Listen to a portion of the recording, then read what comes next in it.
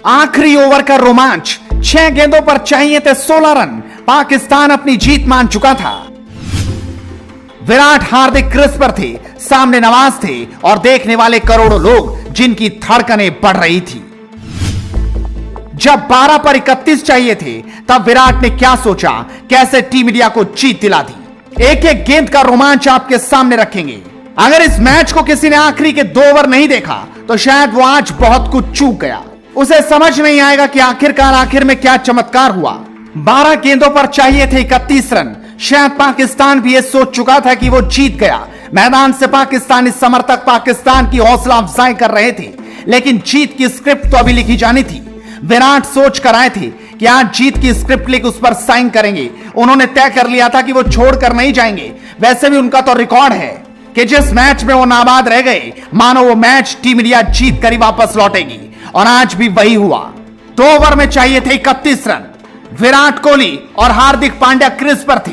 Rauf 19वां over करने आए थे, जिस वक्त 31 रनों की दरकार थी। उन्होंने शानदार गेंद डाली। हार्दिक पांड्या लंबा शॉट खेलना चाहते थे, लेकिन एक ही रन ले पाए।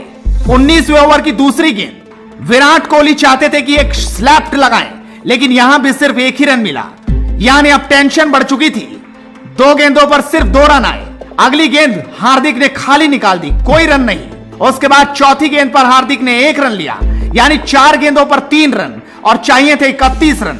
अब भला कैसे होगा, लेकिन आखिर में 2 छक्के जो ये बता रहे हैं कि 5वीं और 6ठी गेंद पर रऊफ के 2 छक्के जड़ विराट कोहली ने बता दिया कि मैच अभी गया नहीं, वो हमारे हाथ में है।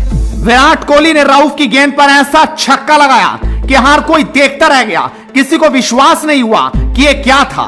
उसके बाद आखिरी गेंद थी और उन्होंने रिस्ट की ताकत दिखाई, अपनी कलाइयों की ताकत से लेफ्ट ऑफ फाइन लेग पर ऐसा छक्का जड़ा कि देखने वाले बस देखते रह गए। और यहां पर उन्होंने फुल स्टॉप लगा दिया कि अब तो जीत होकर रहेगी।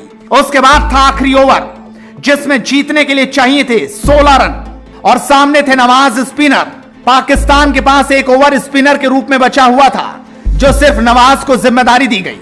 बाबर आजम शायद सोच रहे थे कि आसानी से जीत लेंगे। 16 रन बहुत बड़े हैं, लेकिन विराट के सामने तो बड़ी बड़ी चट्टानें ढेर हो जाती हैं। और कोहली ने आज अपना विराट रूप दिखा दिया। भारी भरकम तरीके से इस मैच को कैसे मुट्ठी में कर लिया, ये किसी ने सोचा नहीं था। लेकिन झटका तो उस वक्त लगा टीम इंडिया को जब हार्दिक पांड्या पहली ही गेंद पर नवाज की एक बड़ा शॉट खेलना चाहते थे, लेकिन सीधा गेंद बाबर आजम के हाथों में चली गई। यहां पर विराट को भी झटका लगा, लेकिन वो ठिठके नहीं, हटे नहीं, उन्होंने अपना रिदम खोया नहीं। अगली गेंद पर कार्तिक आए। कार्तिक ने 1 रन ले लिया और सीधा स्ट्राइक कोहली को दे दी। उसके बाद विराट कोहली थे और पूरी पाकिस्तानी टीम। वैसे भी आज विराट के सामने कोई गेंदबाज, कोई पाकिस्तान का खिलाड़ी टिक नहीं पा रहा था। तीसरी गेंद पर विराट कोहली ने एक स्ट्रेट ड्राइव खेलते हुए 2 रन लिए, लेकिन चौके छक्कों की दरकार थी क्योंकि जीतने के लिए 16 रन चाहिए थे।